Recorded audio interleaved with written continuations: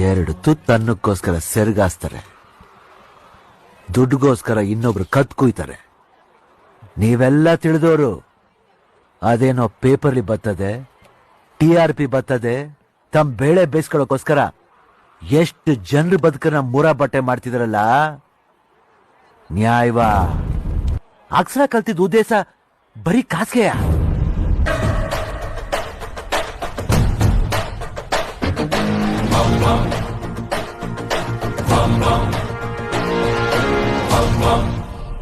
ಯೋ